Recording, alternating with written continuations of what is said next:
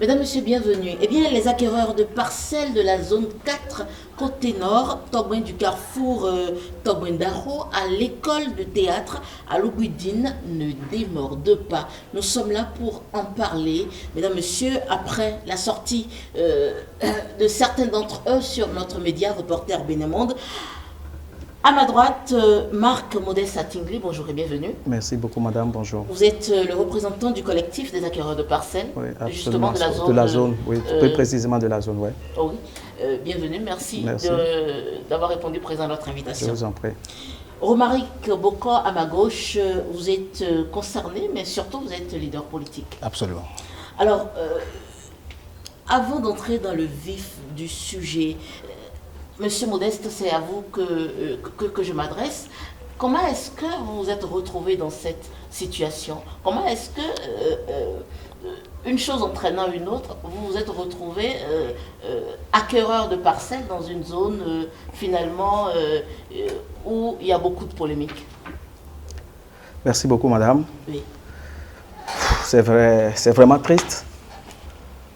Aujourd'hui, de me retrouver sur votre plateau et toujours à essayer quand même d'expliquer à nos concitoyens comment on est tombé dans une telle situation qui est vraiment déplorable. Je ne me retrouverai pas dans cette situation si, sur la base du décret de 29 avril 2020, pris en Conseil des ministres, signé par le chef de l'État, signé par les ministres, et qui dit que la zone allant de Carrefour Togouin jusqu'à l'école de théâtre, si cette zone n'est plus concernée par l'expropriation, que la zone est dégelée. Et c'est à la suite de ça que moi-même et beaucoup de nos compatriotes, sur la base de ce décret, sont allés acheter des parcelles là en suivant les procédures appropriées, c'est-à-dire voir les notaires qui nous ont conduits. Et je voulais préciser également que juste après le décret, en mai 2020, il y a le DG de l'ANDF qui est censé représenter tout ce qui est test foncier et domanial, oui, qui est sorti et qui a dit à partir de cet instant, à partir du décret, que tous ceux qui veulent faire remplir des formalités pour avoir leur titre foncier et qui peut le faire, qui peut investir de la zone. Il a précisé que c'est à partir de l'école de théâtre de Aloubindine, que c'est à partir de cette partie-là que l'État va faire son projet jusqu'à l'autre côté. Et justement, concernant cette intervention de M. Koublenou, il y a une vidéo bien sûr, de Canal 3, bien sûr, voilà, bien sûr, où on entend clairement le dire. Oui. Le périmètre a été réduit et pour permettre aux populations de manière générale et celles qui se trouvent dans cette localité de savoir où commence désormais le périmètre, il faut prendre l'école internationale de théâtre, atelier nomade de notre compatriote Aloubindine. Donc tous ceux qui sont avant cette école ont aujourd'hui la possibilité de se faire formaliser leurs actes. En revanche, tous ceux qui sont après cette école sont compris dans le périmètre devant faire l'objet effectivement. C'est sur cette base que nous on a acheté, sinon on ne va jamais acheter de terrain là parce qu'on sait qu'il y a déjà quand même des problèmes là. Donc on fait confiance à notre État, on l'achète. Et si je suis là aussi, madame, si vous me permettez, oui, c'est pour clarifier aussi par rapport à la sortie du communiqué de l'ANDF. Justement, par rapport à cela, après votre intervention sur notre média, il y a eu un communiqué de l'ANDF qui, mais vous dites que finalement, soit ça ne vous arrange pas, soit il y a des amalgames. Qu'est-ce qu'on ne comprend pas? Est-ce que vous voudrez bien nous expliquer? Pour le commun des mortels, de façon terre à terre, oui, dans les textes de la République, il y a la procédure d'expropriation qui existe. Et je pense que, comme je l'ai déjà dit dans la vidéo que j'avais faite, qu'aucun citoyen ne peut empêcher l'État de faire une procédure d'expropriation. Mais dans le cas d'espèce, c'est que c'est l'État même qui nous dit d'investir dans la zone et que cette zone n'est plus concernée. Et quelques temps après, le même État revient pour dire qu'il va entamer une procédure d'expropriation. Et je voulais clarifier pour dire, après la zone, c'est-à-dire à partir de l'école de théâtre jusqu'à Ouida, qu'il y a déjà une procédure d'expropriation qui était en cours et que la liste des propriétaires de ces zones est déjà sortie. Et nous sommes en train de constater tout simplement que l'ANDF est en train d'inclure cette zone qui est concernée, pour laquelle je suis là, est en train d'inclure cette zone dans la procédure d'expropriation. Je pense qu'il n'y a aucune procédure d'expropriation qui dit aux citoyens, OK, allez acheter des parcelles, et quelques instants après, je dis, OK, maintenant, je vais vous reprendre ça. Et pour expliquer encore cette partie-là, c'est que ils ont sorti des listes des propriétaires de la zone. On est parti consulter cette liste au niveau des mairies. Et nous avons constaté que cette liste, c'est une liste qui date de 1995. Moi, je n'ai même pas retrouvé mes noms sur la liste. J'ai fait mention de ça dans leur cahier. Et voilà la décharge. Mais jusqu'à présent, c'est qu'on n'a aucune suite. Mieux, ils ont dit qu'il y a une procédure d'expropriation, de se rapprocher d'une agence qui est dans la vente de l'église. On est parti là-bas et ce qu'on a entendu, c'est qu'il y a déjà une procédure qui est terminée et qu'on va acheter nos parcelles là à 5000 m². Et donc, quelqu'un qui a investi pour acheter un terrain là, je donne le bas prix, 10 millions ou à 15 millions, c'est qu'il se retrouve à 1,7 million si on achète le m² à 5000 m². Et que la procédure est terminée. Et que la terminée, oui, on est parti là-bas, on nous a dit que la procédure est terminée. Est-ce que ce n'était pas de votre fait de n'avoir pas été informé à temps? Non, parce que nous, on n'était pas concernés par une procédure d'expropriation. Parce que le décret était créé. On n'était pas dedans pour savoir qu'il y a une procédure d'expropriation. Est-ce que vous voyez, madame? Oui. C'est qu'au départ, c'est eux-mêmes qui nous ont dit d'acheter. Donc, s'il y a procédure d'expropriation, il y a une procédure en la matière. Il y a une procédure administrative et après la procédure juridique. Et moi, je veux bien que le DG de l'ANDF, c'est parce qu'il m'écoute, avec tout le respect que je lui dois, s'il y a un débat contradictoire, et avec les tests de la République, on va voir si une procédure d'expropriation, c'est comme ça, si ça se passe. Je veux bien un débat contradictoire avec tous les tests, on vient et puis on le fait devant tout le peuple béninois pour qu'il puisse m'expliquer qu'une procédure d'expropriation se fait dans de carré pas. C'est ça. Donc, ce que vous dites, c'est que normalement, la procédure d'expropriation ne devrait pas vous concerner. Oui, parce qu'il y avait déjà une procédure qui est en cours. Il y a une procédure, donc nous, vous avez dit dans un premier temps, acheter, et quelques temps après, vous dites, je reprends. Dans de pareils cas, je pense qu'il faut un dialogue déjà. Déjà, appeler les gens. Parce que s'il y a des cadres qui ont pris des décisions, qui ont conseillé et que ça s'avérait qu'après que les études qui ont été faites, que ce n'était pas bon et autres, ce n'est pas à nous d'assumer ces responsabilités. Non. Et normalement, si on veut respecter les tests, c'est que c'est dommage et intérêt. C'est dommage et intérêt. Parce que vous conduisez des gens à payer, investir dans la zone, et quelques instants après, vous dites non, vous allez reprendre, et vous dites que vous allez faire une procédure d'expropriation. Et jusque-là, il n'y a pas la possibilité, ils ne vous ont pas, les autorités en question ne vous ont toujours pas promis, écoutez, oui, nous entrons dans une procédure d'expropriation, mais derrière, il y aurait des dommages et intérêts. Non, rien, parce qu'on a écrit partout, on a écrit au ministère du cadre de vie, on a écrit au chef de l'État. Moi, personnellement, je l'ai déjà dit, moi j'ai écrit au chef de l'État, j'ai fait le point de toutes les dépenses que j'ai fait avec mon notaire et tout l'investissement que j'ai fait, mais juste là, on n'a pas eu suite. Monsieur Marc Modeste, Oui. il y a dans le communiqué que enfin, la zone qui aujourd'hui fait débat sera utilisée pour des questions d'utilité publique. Alors, est-ce que pour cet objectif-là, vous ne devriez pas comprendre et entrer dans le dialogue avec les autorités et voir dans quelle mesure on vous dédommagerait? Ok, je vais être clair pour que nos concitoyens comprennent. Alors, pas le décret, il est clair, et on sait ce que l'État veut faire dans la zone après le centre de théâtre jusqu'à Ouidah. Je pense qu'ils vont construire un hôpital, ils vont construire un boulodrome, etc., etc. Quand on construit un hôpital, c'est pour le bien des citoyens. Lorsqu'il y a un boulodrome, c'est quand on joue le championnat du boule, que j'aime bien d'ailleurs, et tout le monde, ça va être attrayant. Mais de l'autre côté, au fait, il n'y avait aucun projet d'utilité publique. C'est d'ailleurs pour ça que le premier décret du 29 avril 2020 a dit que cette portion n'est pas concernée. Mais aujourd'hui, c'est que, à la suite de la rencontre que nous avons effectuée avec le cabinet d'impact environnemental, c'est qu'il est question que l'État, maintenant, cette portion de 20 hectares, l'État nous reprend ça et l'État revend à des privés. L'État va revendre cette portion à des privés. Vous avez la preuve de ce que... Oui, c'est ça, on a pris ça le jour-là. L'État a déjà morcelé cette partie-là. C'est sur Internet, c'est partout. Mais le jour-là, on a fait ça.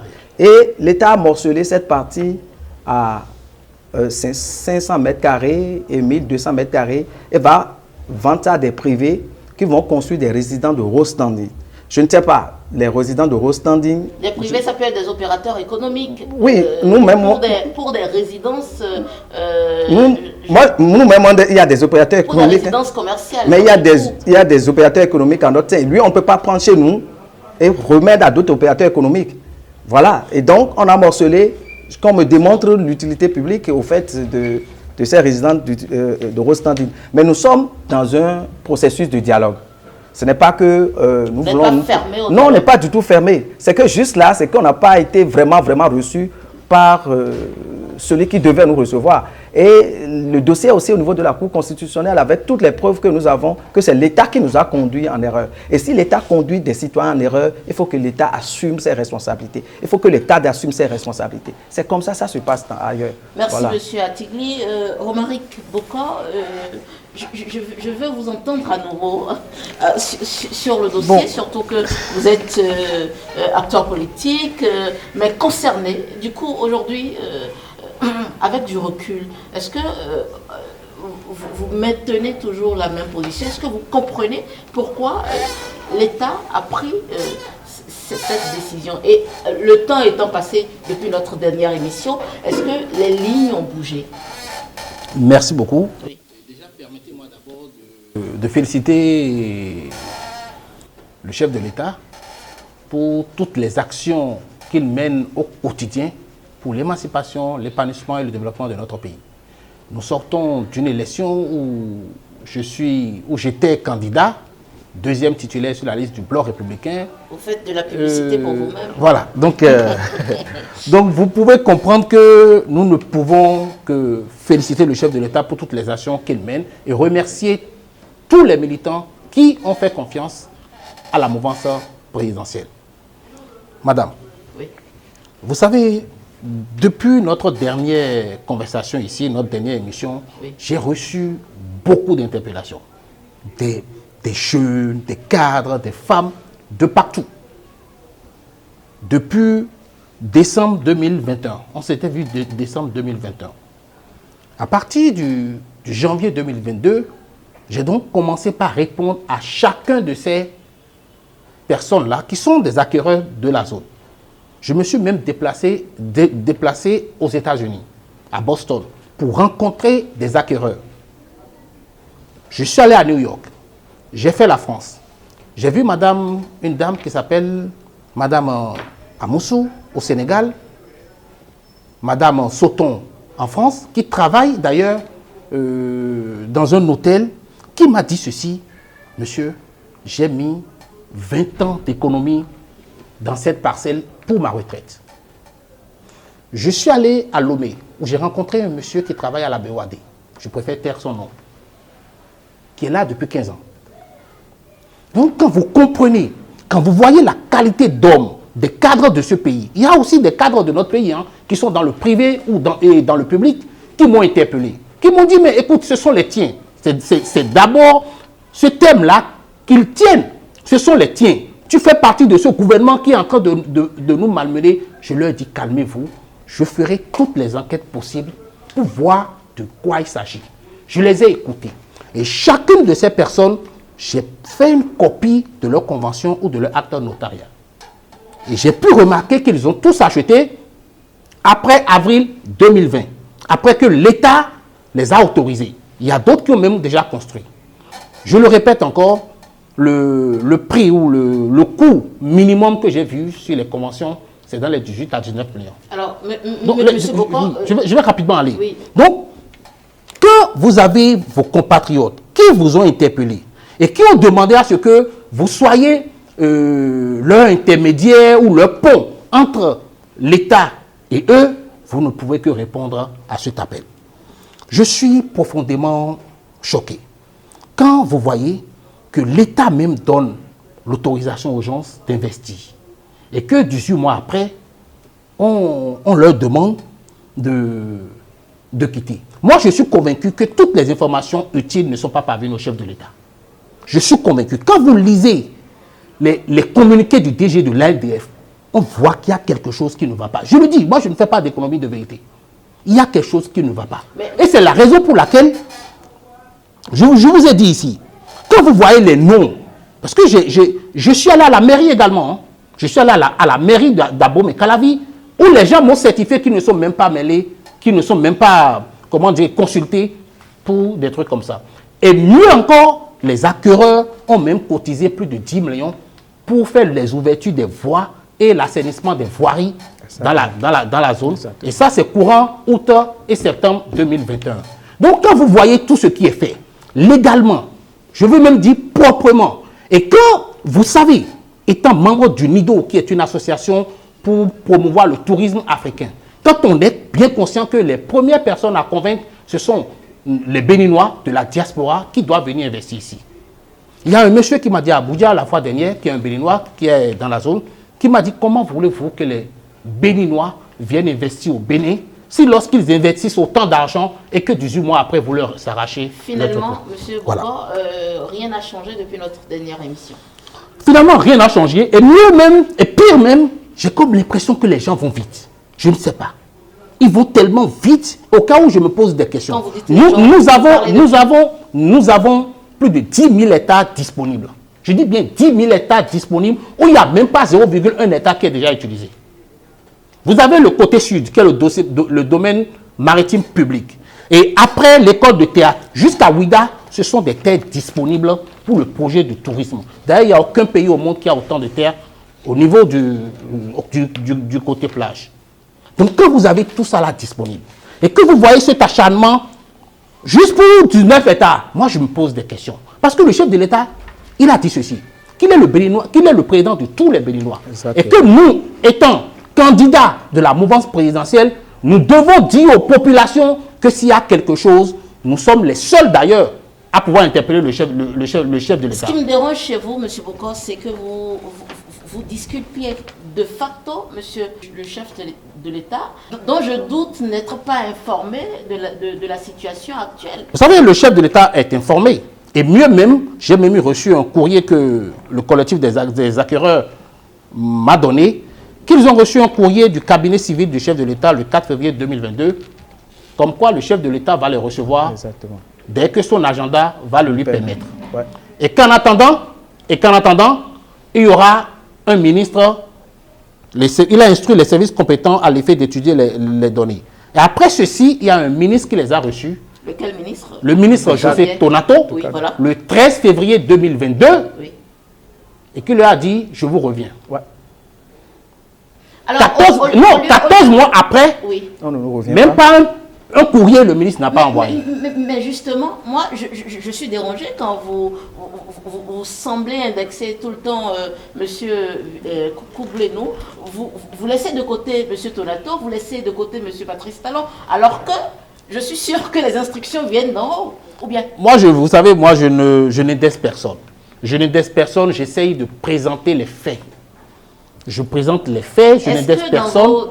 Dans vos démarches, vous avez relancé le ministre Tonato? Je verrai le ministre Tonato dans la semaine prochaine. On aura un tête-à-tête la semaine prochaine par rapport à ce dossier. Okay. Et avec mes amis, j'ai demandé à voir également le ministre Wadaï, qui est le président de la commission de la zone. Donc, sachez que je ne reste pas les bras croisés et je ne le fais pas. Je ne le fais pas pour les acquéreurs. Mon autre question... Non, laissez-moi terminer. Je le fais pour le Bénin. Je le fais pour que les gens puissent savoir d'où ils sont, que le Bénin est un État crédible, sérieux, et que vous pouvez investir et bien évidemment créer des emplois pour nos jeunes en toute sérénité, en toute liberté et jouir de vos biens. Merci M. Bokor. Je m'en vais vous poser la question aussi de savoir si vous devriez conseiller le chef de l'État sur ce dossier en tant que leader politique. Que lui diriez-vous? Bon, écoutez, j'ai eu la chance de rencontrer le président Patrice Talon et il sait très bien ce que je pense de son PAG, de tout ce qu'il fait. Et je lui ai toujours dit qu'il est le président dont tous les jeunes rêvent au Bénin. Ne l'offensez pas, dites-lui Mais la non. Ce que je dis devant le président et derrière le président, je le dirai à la télé. Ok. Mais je vais lui dire la vérité et je lui dis que ces 19 hectares, le problème tel qu'il présente aujourd'hui, ces 19 hectares vont causer un mal sérieux au projet de développement touristique en vigueur. Nous avons assez d'espace. Ce sont des jeunes, des compatriotes, des femmes qui sont de la diaspora pour la plupart, qui ont fait des acquisitions en toute légalité et nous avons besoin de ces personnes-là pour qu'ils viennent investir au Bénin, surtout pour créer ce qu'on appelle des unités de production pour nos Bénins. Et je vais dire au chef de l'État, encore une fois, de montrer encore aux Béninois qu'il est le président de tous les Béninois. Et qu'à l'instant où je vous parle, je lui demanderai non seulement de leur permettre d'avoir de l'eau, de l'électricité, mais de rendre viable cette zone pour ces acquéreurs. Ce n'est que 19 hectares. Ils ont des projets conformément au PLU, au plan local d'urbanisme. Et je demande au chef de l'État de reprendre le dossier et bien évidemment d'écouter et de leur donner gain de cause. Merci beaucoup. J'espère pour vous qu'il vous entendra. Monsieur Modeste Atingli, au-delà du débat contradictoire avec le directeur général de l'ANDF, quel est votre message? Alors, mon message s'adresse au chef de l'État. Oui. Ce que le président Patrice Talon fait pour le Bénin, c'est énorme en matière de développement. Et tout le monde le voit et tout le monde le sait. Excellence, Monsieur le Président de la République, c'est un cri de cœur. Ce n'est pas facile pour nous d'investir. Moi, personnellement, j'ai souffert dans ce pays pour des jalonneurs, alors que j'étais quand même un enfant, un élève brillant. Pour ceux qui sont de ma promotion le savent. J'ai eu la chance aujourd'hui de travailler dans une institution internationale à cause de mes capacités intellectuelles. J'ai souffert pour investir là. De la même façon que vous avez réglé beaucoup de problèmes à votre arrivée, je vous demande pardon, Excellence, Monsieur le Président, d'écouter notre cri de cœur. On n'aurait jamais investi là. Je n'aurais jamais acheté un seul copec là si je n'ai vu le décret et la sortie du DG de l'ANDF. Je vous en prie. Merci. Merci, Monsieur Modeste Atingli. Monsieur Marc Modeste Atingli, je rappelle, vous êtes le représentant du collectif des acquéreurs de parcelles, zone 4, côté nord, au niveau de Sonayon, oui, au niveau de Sonayon, à l'école de théâtre à Loubindi. Oui, c'est de ça il s'agit. Et vous, Romaric Bokor, acteur politique, mais également concerné. Merci d'avoir répondu à nos questions. Merci beaucoup, madame.